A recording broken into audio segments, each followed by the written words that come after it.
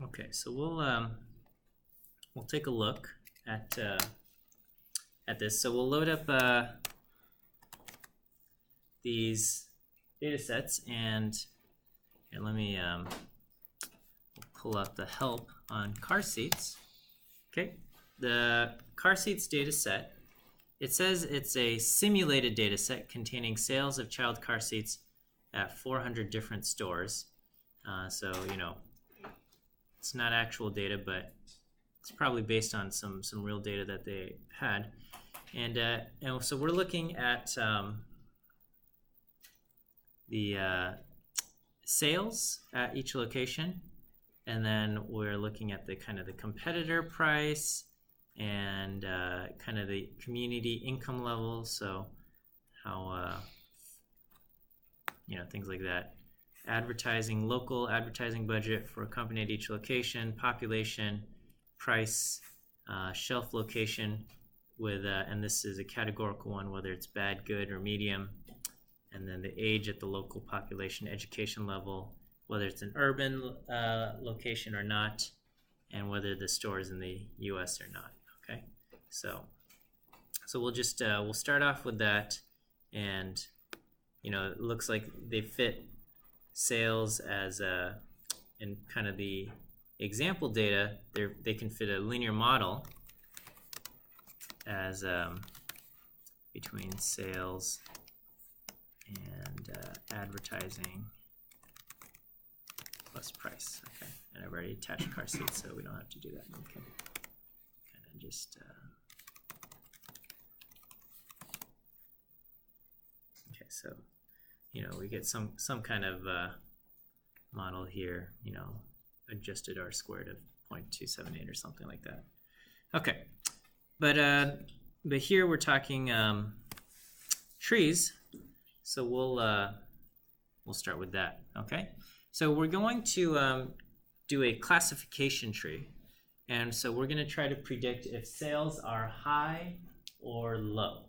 Okay, so we're just going to do, were sales high or low, and so we are classifying that based on the sales number. If this is bigger than 8, it's going to be they were high, and if it's smaller than 8, we're going to say no. Okay, so high is just a classifier now, so now it's now we have that. Okay, and then we're going to attach that, and so car seats will now have kind of high or low, right?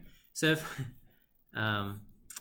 here we're going to build a tree using library tree. The command is tree, and we do tilde dot. Tilde dot says all predictors, right? And then we do minus sales. Let me just kind of show you what would happen if I didn't do minus sales. So if I did tree high tilde dot, and then the data is car seats, the resulting tree, no surprise, we'll just look at sales. Is it greater than 8 or less than 8? Then the answer is yes or no. Okay, so obviously we can't use sales as a predictor in building our tree, because that's how we created our classifier anyway. So we just do okay, the tree we're going to build is going to be high. We want to predict whether sales were high or not based on all other variables other than sales. So we do minus sales there. Okay, the data set is car seats, and so our resulting tree is going to be tree.car seats. Okay, let's just take a look at the function tree. Okay, just so we kind of understand a little bit how it's going. Okay, so it says a tree is grown in binary recursive partitioning using the response in the specified formula and choosing splits from the terms of the right hand side. Okay, so binary recursive partitioning, that's exactly what we've been doing, right? Okay, so the only arguments we provided were the formula and the data. We just said sales high based on all the variables other than sales, and the data is the car seats table. Okay, and then we didn't provide any of these other things: weights, subset, if you have missing values, and then the control regarding how to do it. Do we use the Gini or deviance or whatever? Okay, So this is kind of just some of the things regarding, the splitting criterion and whatnot. So here regarding the details, it says a tree is grown by binary recursive partitioning using the response on the right-hand side. Numeric variables are divided into x less than a or greater than a, and the levels two non-empty groups. Okay. And then it says the split which maximizes the reduction in impurity is chosen.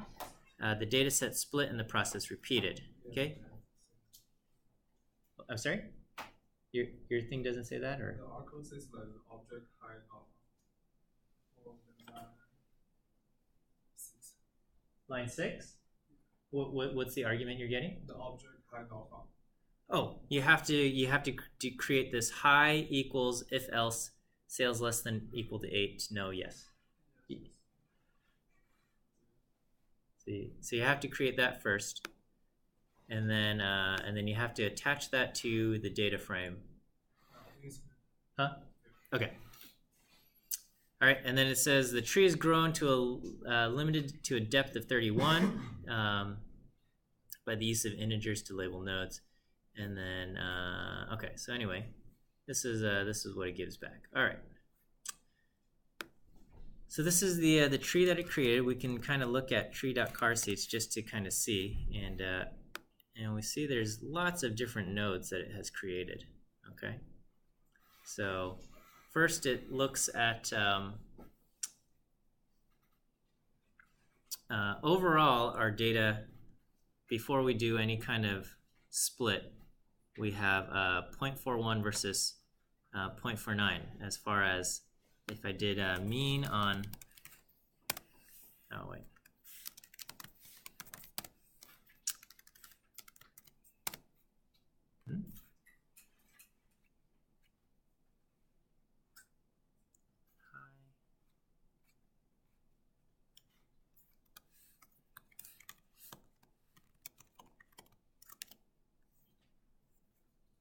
This is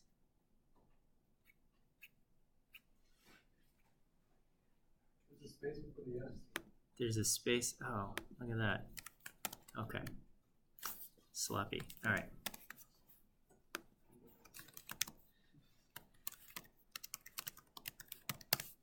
Okay, so yeah, so at the very top, when we look at the tree that we've created, what is going on? Oh, shoot. I gotta delete RM car seats. Sorry.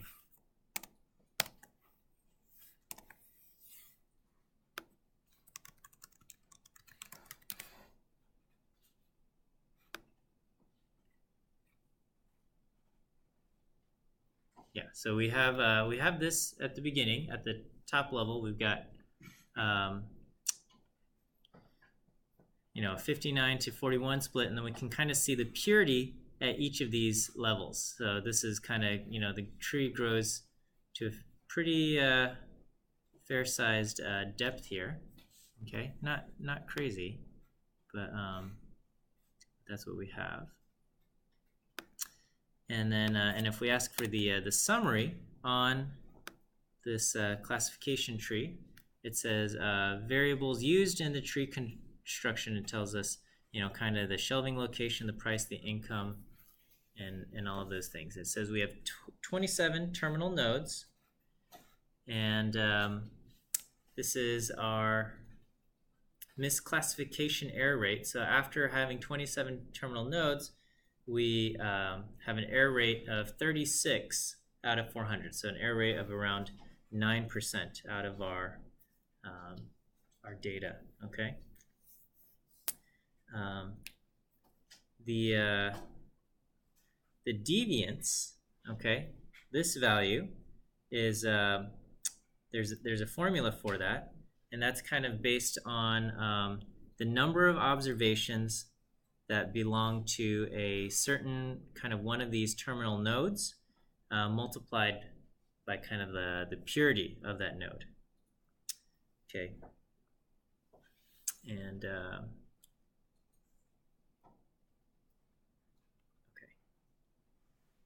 And so we can actually plot this using the function plot. Okay, and so we have our own specific plot method here, and so this is what the tree looks like with all 27 terminal nodes. And then of course we need to see the text there, so we add the text on this, and it looks totally crazy, and it's hard to see. Okay, but you can kind of see shelf location bad and medium. And let me just double check the order in which it goes, left or right, before I accidentally make a mistake. So yeah, if it's a yes, it goes down this path, and if it's a no, it goes down the other side. So yes will be on the left, and no goes down the right. Okay, so if it's bad or medium location, then we ask, is the price less than 92.5? Okay, and if the income is lower than this, and we're missing something here, and the competitor price is lower, than we're going to have non-high sales. But if the competitor price is higher than that, then we'll have good sales and things like that. Okay, if we have good shelf location, as long as the price, if the price is over 135 and the income is over 46, then we'll have good sales. Otherwise, we won't, and things like that. Okay, so this is kind of the tree that we end up going there.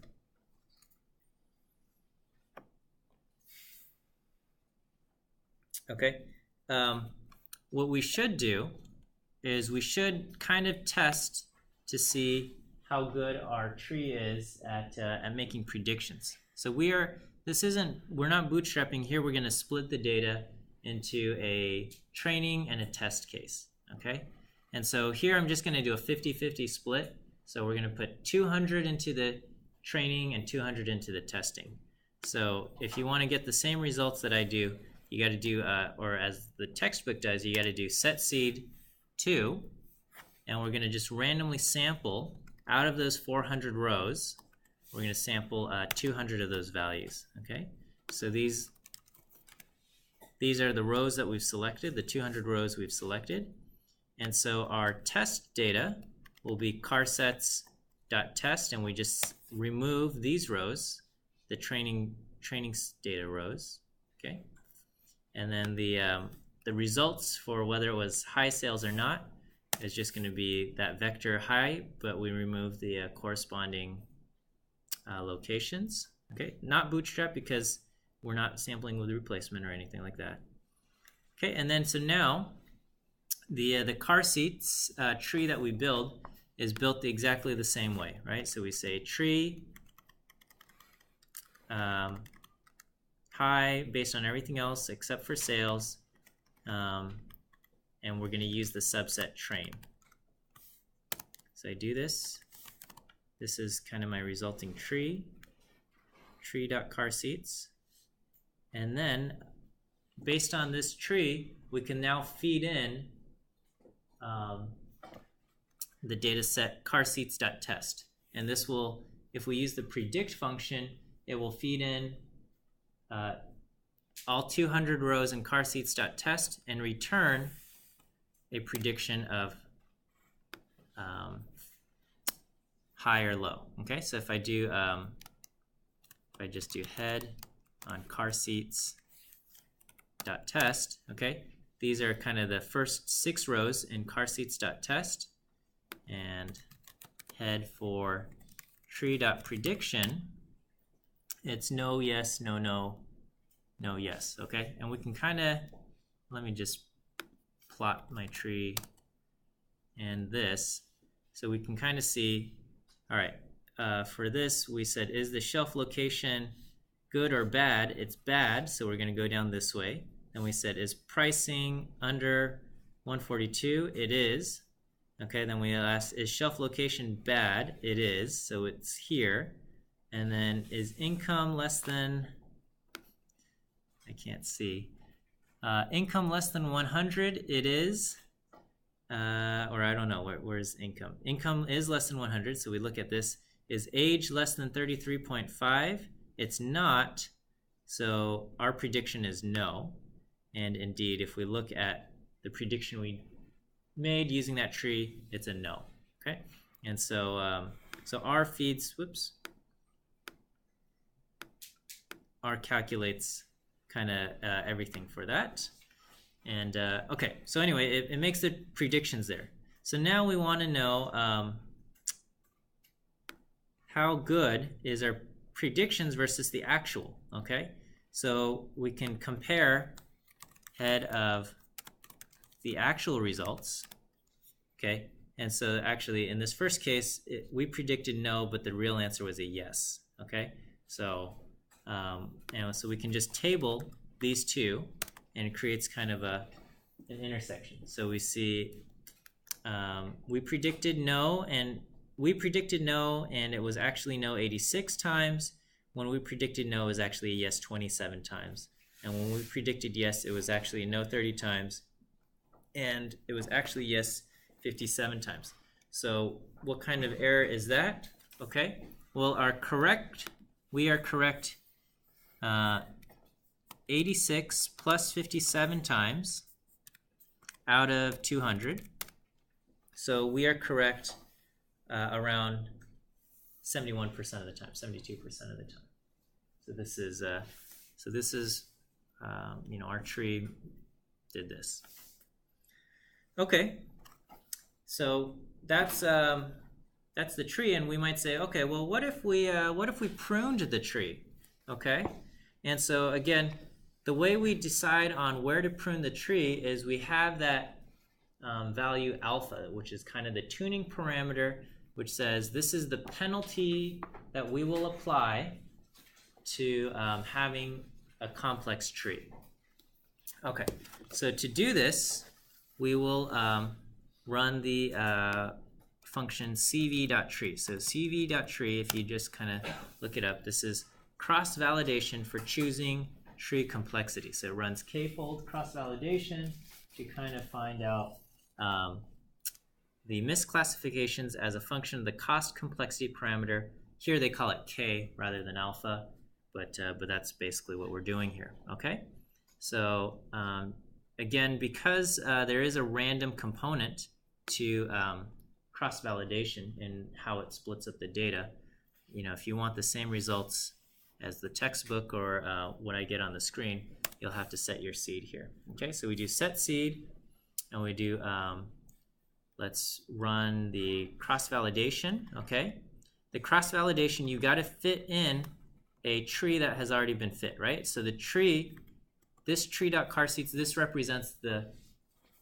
highest complexity tree, right? Because this just went until we reached the stopping criterion, and so this represents the base tree, and now it's going to search across all of the trees that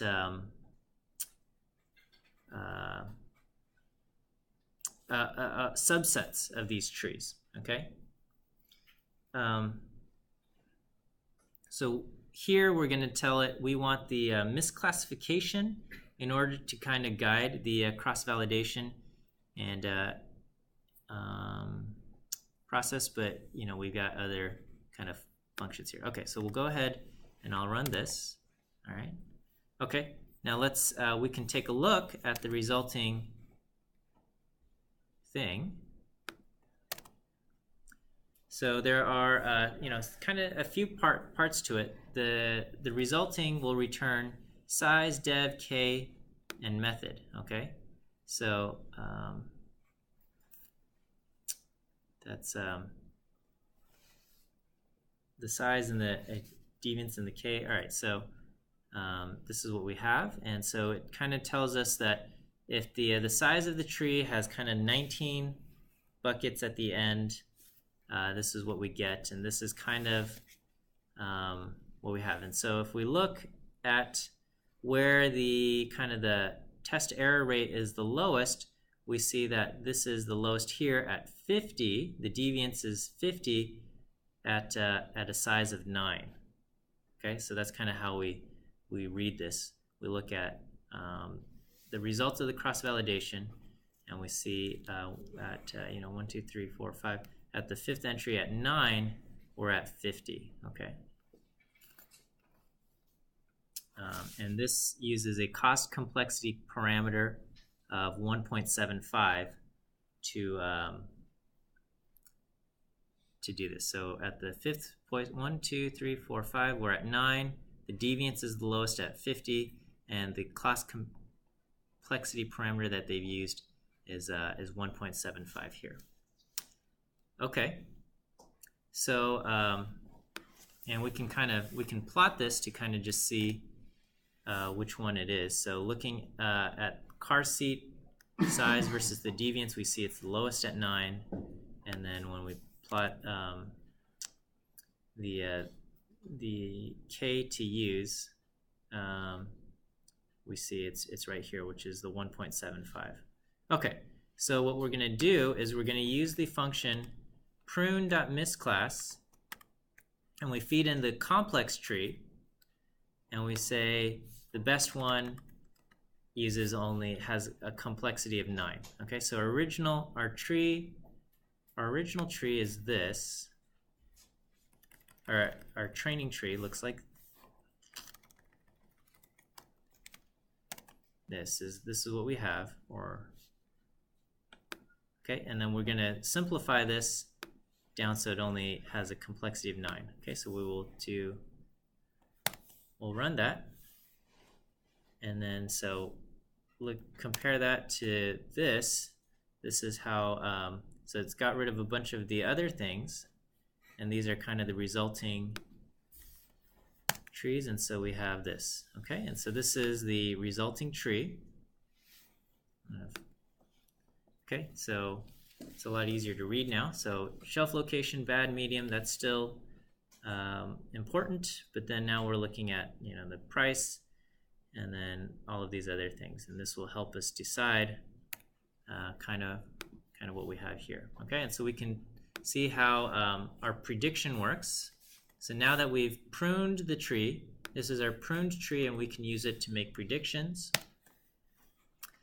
And then if we can compare the prediction to our thing, and then so if we see how often were we correct, it improves things a little bit.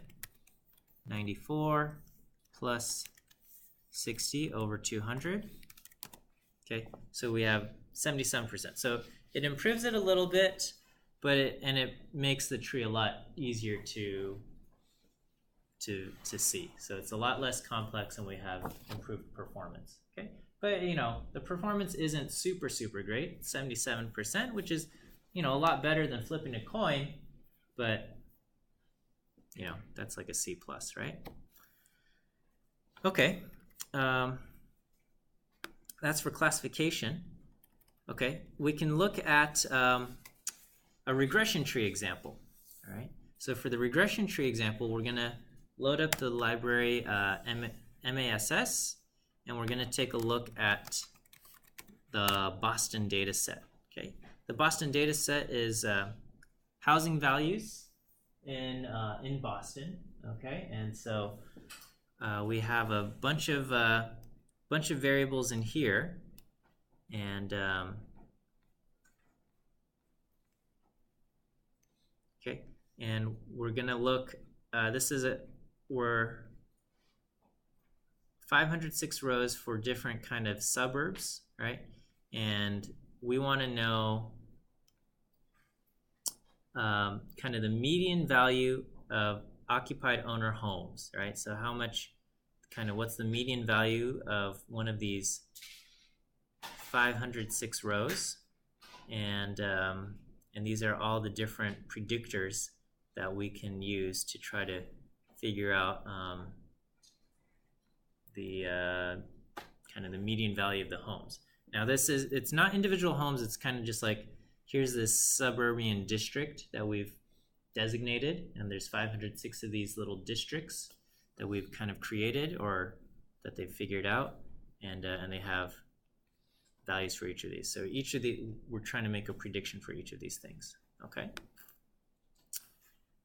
All right, so we're gonna create a training set and a test set. So train, so if we look at number of rows in Boston, we have 506, right? So all we're going to do is we're going to just sample half of those, and that's going to create our training set. Okay, so we have 253 in our training set. And then we're going to create a tree.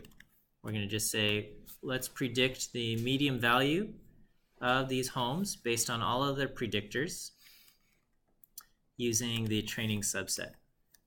Okay, so it does that. And it says we have 8 terminal nodes. Okay, so basically, you know, we ask these questions and we're looking at LSTAT, RM, and DIST. Those are the only variables that really went into it. And based on those nodes, we're gonna try to predict the values. Okay, and so basically on LSTAT, which let's see, lower status of the population. So what population of the percentage has lower status? Okay, if over 9, I guess if under 10% of the population is lower status, then this is what we would predict. If over 10% is you know, lower status, okay, then the second question is lower status greater than 21.49? Okay, if over 20% of the population is has lower status, then the median value of the homes there is 11.1. Okay, this is $11,000 for the home. This is back in the 1970s when the data was compiled. Okay, right? Boston's now like 4th most popular, expensive city to live in. So I don't think these prices hold anymore. But if in the district, you know, over 25%, 21% of the population was lower status, then this is it. And then if not, it's kind of looking at this, right? So basically, when you have percentage of lower status is high, that's like the most important factor in determining home prices. If the percentage of lower status is lower than that, then the next thing that's most important will be RM, average number of rooms per dwelling, okay, and weighted mean of distances to the employment centers, okay? So basically, if you have over 7.5 rooms in the house, then it's going to be worth a lot. Okay, we're looking at rooms here, and then or the distances and things like that. And so these are kind of the factors that go into determining how much the houses, how much they're worth. Okay, which kind of makes sense as far as explaining the tree here, right? Okay, and then just like everything else, we can, or just like the classification tree example, we can perform some cross-validation, right? And so if we look at cv.boston,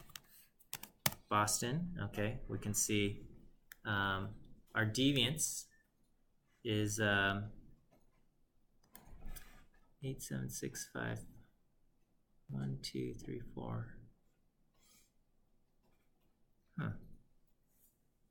They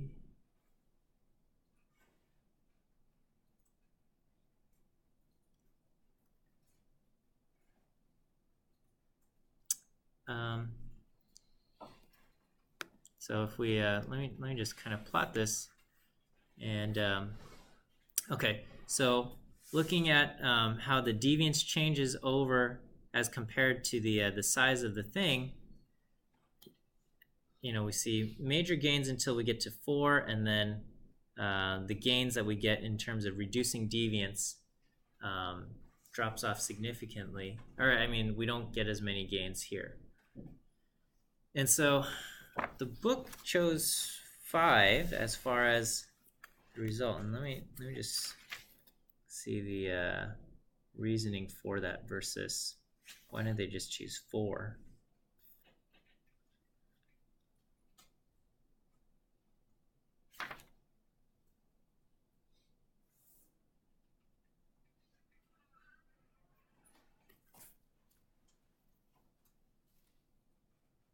Okay. I'm not sure why they chose 5 rather than 4. I think it makes sense to use 4. I mean, you can keep all until 8, but it seems like the biggest drop happens kind of until 4, and then it levels off. But for whatever reason, the book chose 5. So if we choose to prune the tree to level 5, this is what we would end up getting, and then we can plot that. And this is kind of a simpler version of the tree, where we're looking at kind of lower status is still important, and then the number of rooms is the next kind of most important thing. And then we fit that against, we make our predictions. Okay, so we're really only predicting, we have only 5 values that we can predict. And so, you know, we feed our actual data, the test data, okay, so this is Boston, everything but the train, so that's our test data, into predict, and then we get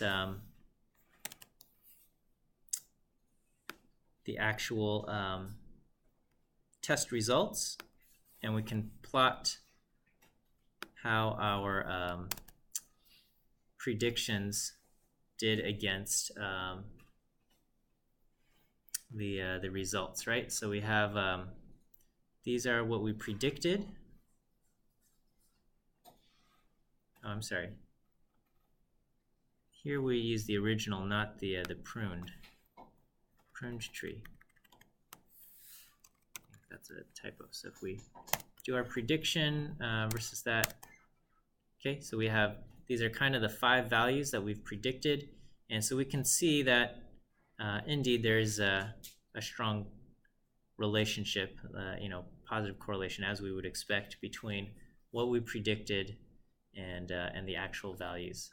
Okay, so that matches. Okay, so this would, perfect predictions would all be along this line between what we predict and what the actual results were. But you know, because you know, we're just saying all of these houses fit into this one of 5 categories, this is our prediction. It's not that great. Okay, and then so we get our mean kind of squared error, RSS, to be 26.83413. Okay, using the pruned tree. They didn't use the pruned tree if in this case. Okay.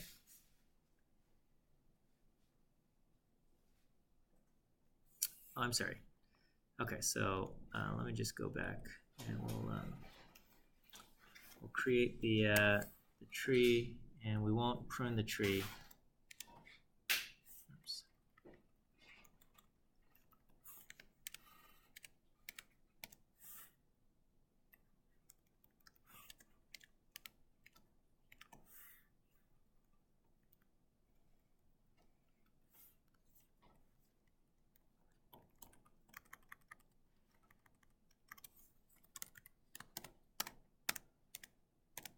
Okay, so that's what we have. So we'll keep the complex tree, and we have making some kind of mistake here. Okay.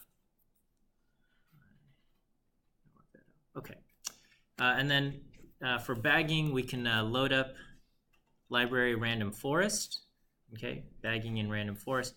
So if we do that, we can load that up, and then kind of just following these along. So again, bagging is the idea of applying some bootstrap to the data and fitting a whole bunch of different trees.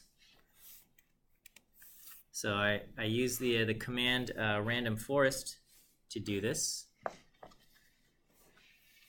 and then and we can look at the results here. I must have messed something up in my original environment here.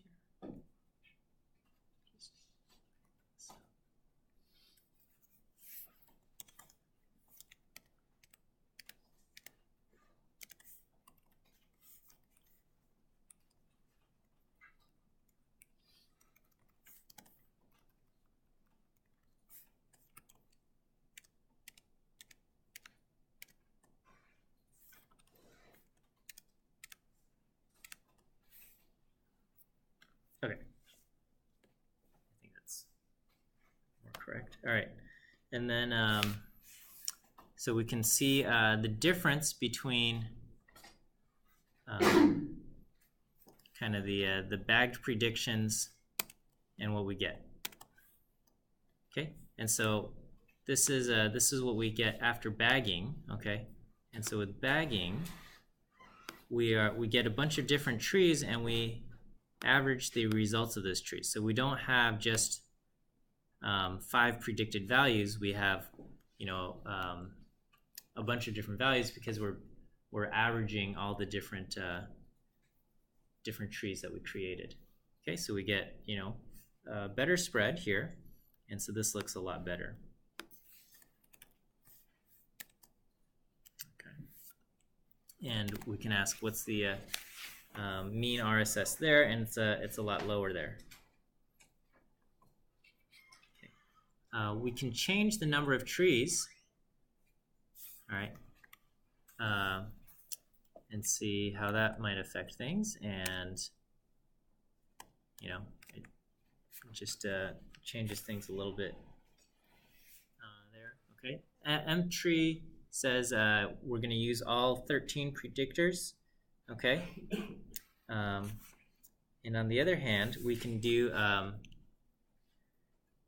the only difference between bagging and random forest is that for each, when we do the tree, rather than considering all 13, we can handicap the tree and we say we can only use 6 of these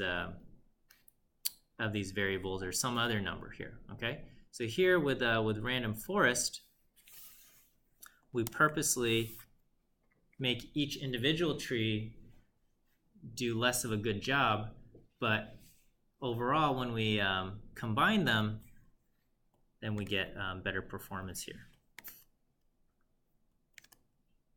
Okay, and let me see if I can kind of plot the difference between yhat.rf and Boston.test. Okay, and so I don't know if this is convincing at all, but this is with bagging, and this is with random forest. So I don't know. Okay, keeps complaining about invalid something, but there we have that. Okay, and we can see kind of the mean residuals squared is a little bit lower. Okay, 11.48 versus 13.43 or something like that. Okay, the importance, this kind of tells us which variables are most important in terms of determining this, and if we create a variable importance plot, it just kind of shows you these ones are the most important versus something else. Okay, as far as mean squared error goes. Okay, before I continue on in the code, let me go back and talk about boosting. Okay, so random forest, that's the we said that's the fancier version of bagging.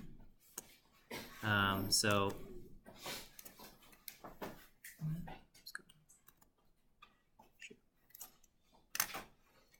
with bagging, we shake up the data to fit a whole bunch of trees, and we average its values. Random forest, we shake up the data, and then we impair each tree to make uncorrelated trees, and we average those. Okay, boosting is a method where we create what we call a slow learning algorithm. Okay, it's a slow learner in that let me just go back to kind of okay, this is a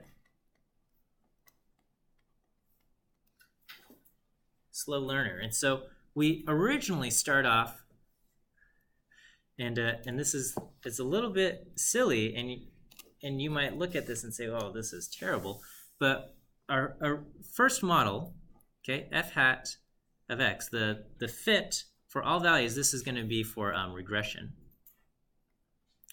tree, is we say we're going to just predict 0 for everybody, okay? And then we create residuals, okay?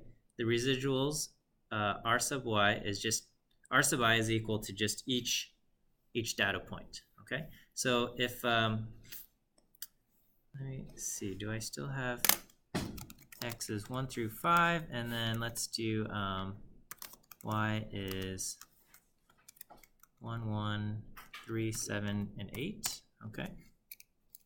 Let's plot this. Just go to the history. Find this.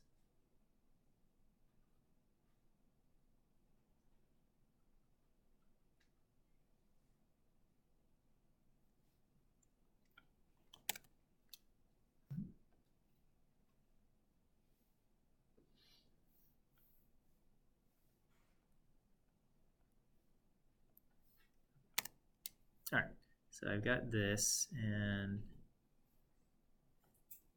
let me copy this. Oh, that work was unnecessary. Okay, so we've got this right here. All right, so if we have y equal to 0, this is our prediction line in the beginning.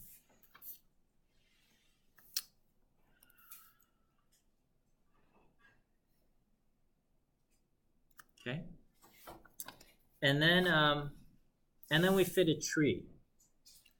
Okay, so right now this is what we have. We're going to so the next step.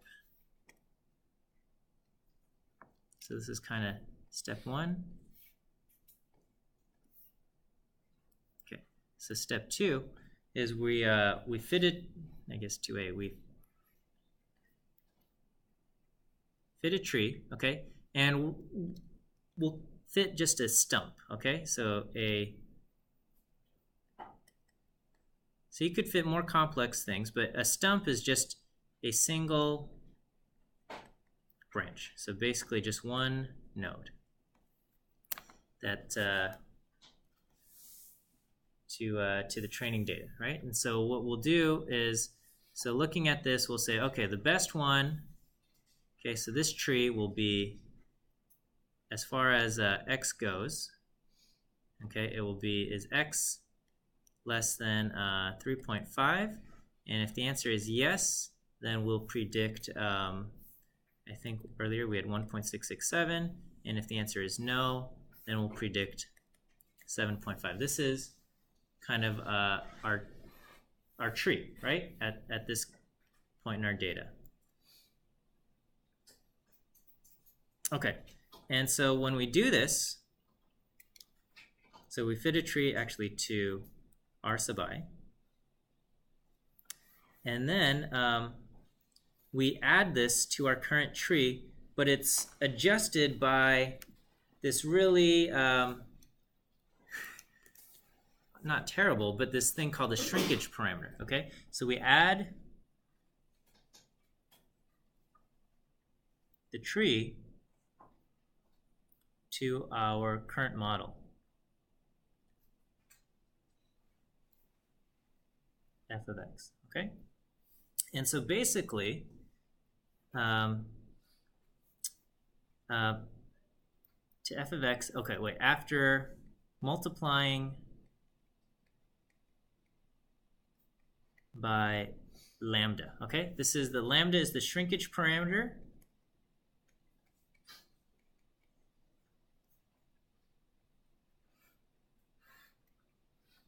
Okay, and the shrinkage parameter is usually some value like 0.01, okay? So typical value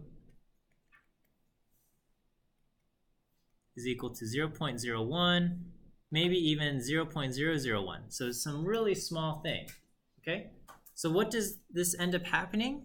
Okay, so we fit this tree and we say, okay, we're gonna predict 1.667 versus 7.5.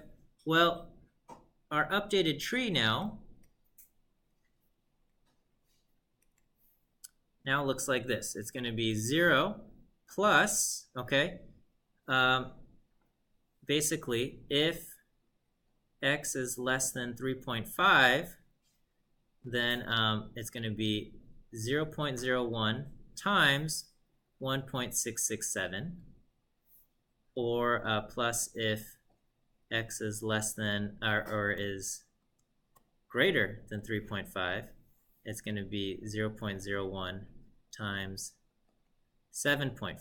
Okay, so that basically just changes this thing to go our updated tree is going to just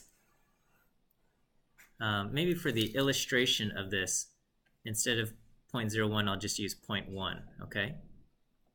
Just so we're not working so painfully slow. But okay, so basically, after my tree, I don't have a split here. I have a split at 0.167, so that's going to be somewhere like this, to, what is this, 3.5 versus 0.75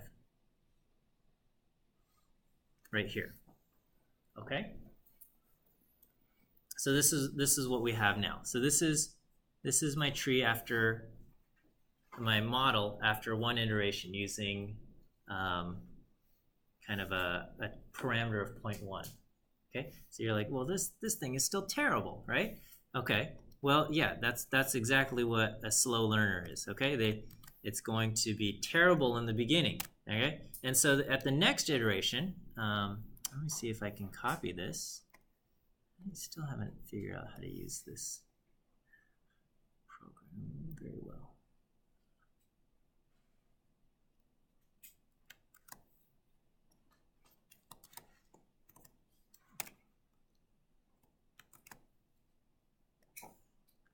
Put this here. Okay, so now after fitting this, I update my residuals. Okay, so then we update residuals, right? Okay, so here for these values, my residuals are 1 minus 0.1 times 1.667. Okay, so I have, I don't know what that is. 1 minus 0.1667, so 0.8333. And then over here I've got, so I got 0.833. So now my data set is 0.83333, 0.83. So I have, if this is my residuals now, I've got an R, and then I've got an X, and I've got, what is this? 3 minus this, so 2.8333. Okay, and this is kind of the key part here, is that over here I have 7 minus 0.75, so this is 6.25, and here I have 8 minus 0.75, so that is 7.25, right? And this is 1, 2, 3, 4, 5. Okay, and so at this point, basically, the reduction in RSS, like these parts, the residuals over here are did not get as much of an improvement as they did over here, right? I mean, both sides, they didn't get much improvement in the residuals because it was a slow learner. But basically, now that we have this, now we try to say, okay, I'm going to fit a tree to this data. Okay, so now we repeat the process.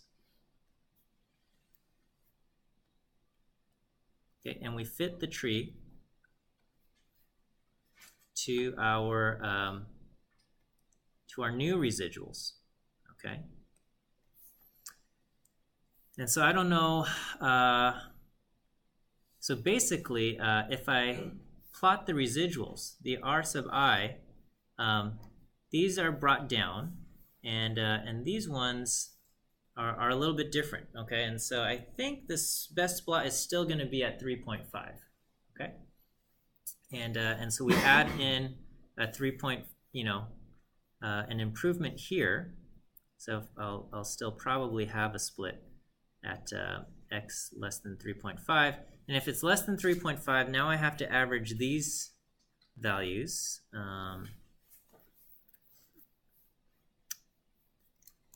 Where's my calculator? Okay, so I'll do 0.833 times 3 plus 2. Okay, so I got 4.499 over 4.5. So I have so over here we would predict 1.5.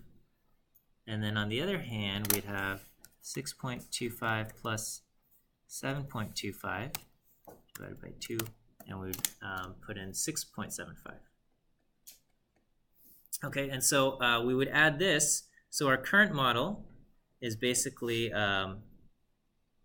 0 plus, go this way, we have basically 0.1667 versus 0.75. And now we would add, because the split's the same, we would have plus 0.15 plus 0.675. Okay, so we're adding. So our tree, this is our tree, and we take the current model, f of x is equal to our old model plus a tuning parameter times the new tree. Okay, and so this really slows down the learning process, but what we see is that after I do this, now my predictions here are 0.1667 plus 0.15. So here I have 0.3167, and here I have 0.75 plus 0.675. I have 1.425. Okay, so the next line, incrementally, this improves by a little bit. Okay, so we're getting closer to this section here, and then this one gets a little bit better also. Okay, and so what this allows the model to do is basically where the model is wrong gets emphasized more, okay? Because we're fitting the residuals. So we update the model, it learns slowly, okay? But, after, where the model is wrong, it emphasizes those areas more.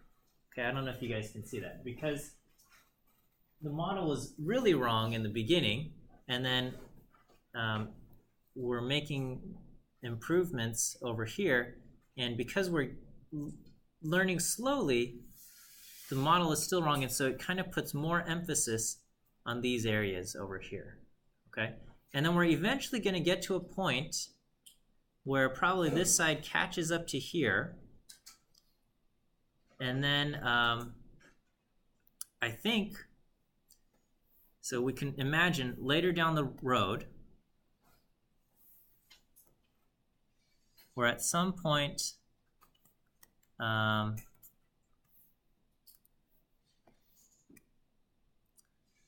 like this, okay? I don't know, something like that. I'm just making something up. So after many iterations,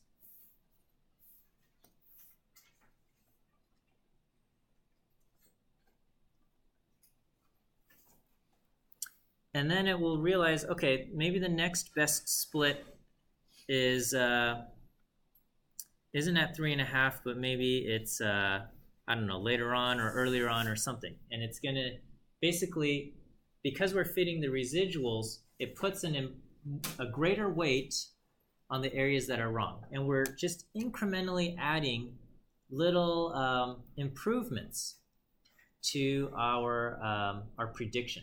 So our prediction is basically the compilation of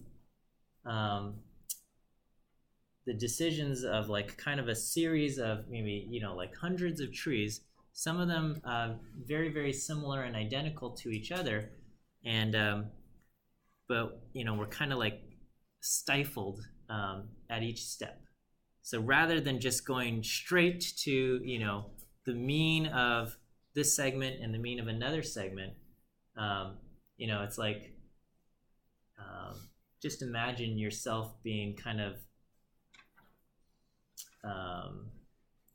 working in slow motion, okay? And you have a kind of a mission to go somewhere, and so you're like you're moving along and you're trekking along, and then as soon as you kind of recognize like, okay, you can kind of make these fine course adjustments to where you want to go, because you are forced to move so slowly, right? You're so rather than kind of overshooting by running too quickly, you are we're forced to work slowly. So, you know, to do this by hand would be incredibly painful, but the computer doesn't mind, and so we just run this boosted process, and we just allow it to kind of fit a good tree after forcing it to learn slowly. So again, kind of this learning parameter is often a value of like 1/100th or something like that. Yes. So for this, isn't this just fitting one branch on a tree then? But at any point, so here it was x is less than 3.5, but at another point we might say like, oh, you know what, we want to fit. So this is not a great example because I've got only one dimension, okay? But we could have multiple dimensional data, and we could fit, based on the residuals, certain areas are going to get emphasized more. This is where the model is deficient, and so those areas are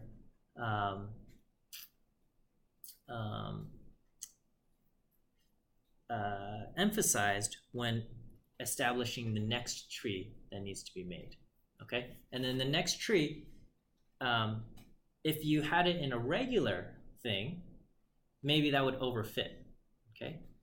But because you are multiplying it by 0.01 or something like that, it just makes a tiny little change. And if that tiny little change does enough to offset the residuals, then it will kind of point out where the residuals are still deficient. And so it's a bunch of tiny little changes that we're making. And so you know, in this example where I only have one predictor x and an output y, yeah, there's only so many places where we can do splits. But I guess more of my question is, for example, in like the trees that we did with Mhm. R code, yeah, they would sometimes split the same variable several times. So you'd have like a decision, and then they make a decision on that same variable Mhm. and split it again. mm-hmm. Is this not capable of doing that then? No, it is. It can do that as well, because after it makes a split, you add that tree into your model, or basically the changes that tree says to do, but and you shrink that down, and then you update all the residuals, and then you see, okay, after doing this, is it more beneficial to look at the same variable over here? Because we're still trying to minimize kind of our RSS, and we're just looking at all the possible splits in the same way, except every time we make an adjustment, we don't fully commit to that adjustment. We just say, I will take your opinion into account, and I just make the smallest adjustment possible. So it's kind of like, I don't know, like trying to steer something by just like blowing gentle wind onto the thing, but you're doing this so often, and you've got basically computers pushing on it in all these different directions. Okay, so let me kind of so this is how the boosting algorithm works, and maybe you've heard of XGBoost. Okay, that's like a that's an implementation of boosting, but what it does is it speeds up the learning process. I forget the details on it, but it's essentially it's another form of the boosting algorithm. But then because the boosting is so slow in the beginning, it speeds up the boosting in the beginning, and then it slows down once it gets a little bit more comfortable there. Okay, so we can do boosting in R by loading library GBM. Okay, GBM is for gradient boosting, and we can kind of ask. This is the primary.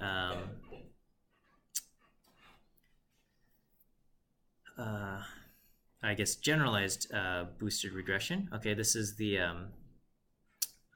main call for it. Okay, and you give it kind of the formula, and you give it, there's these other options for it. Okay, so for doing this, we'll do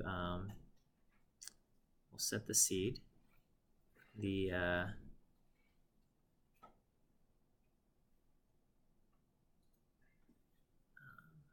So you can use different kind of loss functions, and so Gaussian, it would be kind of the squared error in terms of determining kind of how the loss function should be done. And here let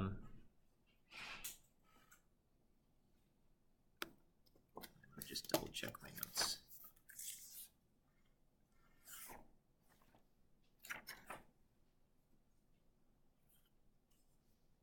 So here we've got the interaction depth is each tree here has a depth of 4, okay? But you could change this to interaction depth to be 1, so each tree is just a single stump. But each tree is basically, you're creating a little tree of up to depth 4, and whatever that predicts, we tack on with the small weight there. Okay, so it says we want 5,000 trees, and so we'll just kind of follow this example code here. So it takes a second to run, and then we can say, okay, summarize the findings of predicting the median value here. Okay, so here it says, the relative importance of LSTAT is this, and room has this. Okay, let me just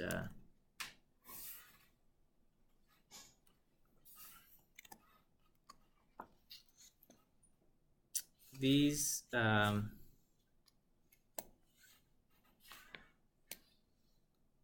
this is kind of the relationship between the our prediction of the median housing prices based on LSTAT. So this is, we're trying to, if we were to look at just one variable,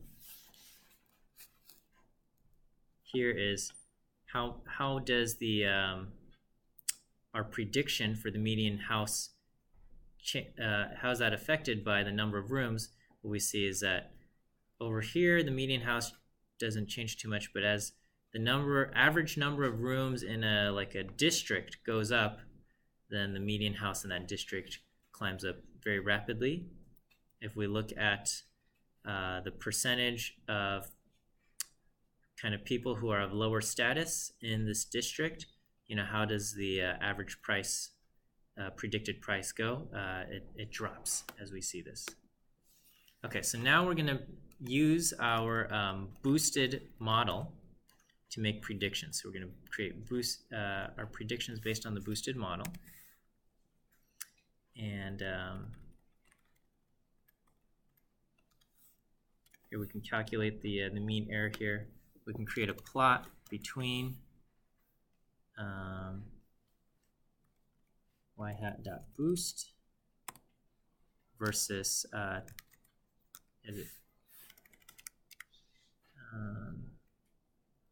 do we call it? Boston dot test. Okay, and so it looks pretty good. I mean, maybe it doesn't seem all that much better than the random forest. Oh, here's we can kind of compare. So our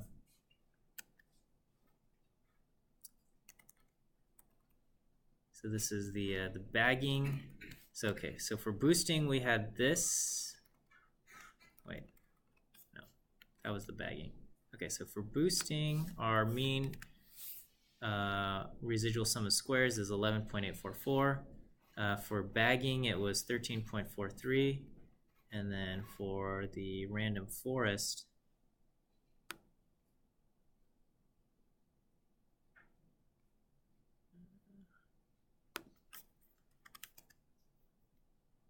oh, it actually outperformed our boosting here. But okay, let's here we're going to apply a shrinkage factor of 0.2. Let me check the what's the default shrinkage. Okay, so here the default shrinkage factor is 0.001. Here we're going to increase the shrinkage factor to be 0.2 to just see if that makes a difference here. So this will speed up the learning here. Okay, this will, we're saying that. And it improved it a little bit maybe. So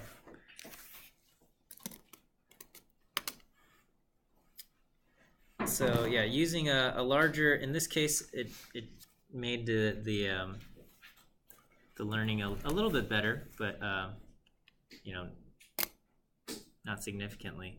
Okay, and then in our case the random forest happens to work the best in terms of residual sum of squares. That, you know, is not necessarily always the case. This could be an artifact of our training and test data sets. But yeah, boosting has, you know, kind of become a very popular algorithm because in generally it has some very good predictive capabilities in terms of you know, making decisions here. Yes? For the boosting, since we set a depth to 4, could that also be effective? Yeah, that could be it. I mean, we could try it with, we can try a few different options. Right, so we can try,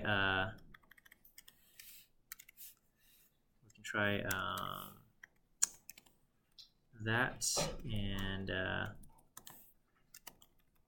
see how the predictions go. So here, yeah, we set depths of just 1, and that didn't help us. Just try more trees. No, that didn't help either. Would you want that to be bigger to make it more accurate? Let me see. Not necessarily. Yeah, you can. I guess the default is only 100 trees. Shrinkage 0.01. Let's see. I'm going to just go ahead. So I'll just use the default settings here.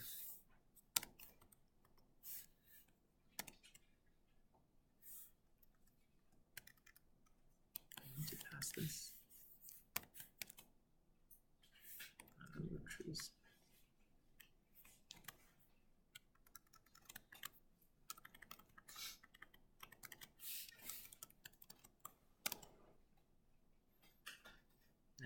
Not so great. just do a plot y hat dot boost versus Boston dot test.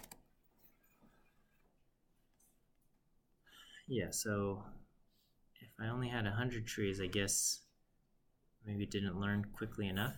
Okay, because you can see as far as the range of values that it was able to kind of span, because the learning was probably so slow, it only got to here. Let me try shrinkage 0.2. If we speed that up. Oh shoot, I'm putting this in the wrong spot.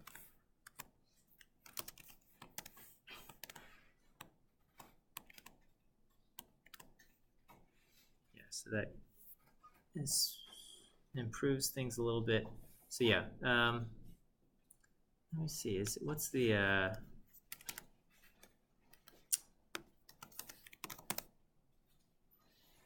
yeah, I'll have to study this a little bit more in terms of how the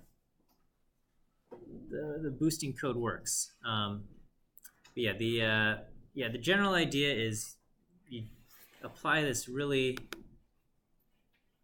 it's almost frustratingly small shrinkage factor, so that every tree that you apply only makes small differences to the predictions you're making. But the idea is that after many of these trees being applied and many small differences, you're going to get a value that gets you closer to the actual thing. Okay, so we'll wrap up here for today. I will work on creating an assignment based on kind of the, I guess, last couple weeks of work here, and we'll see you guys next Monday. So have a good week.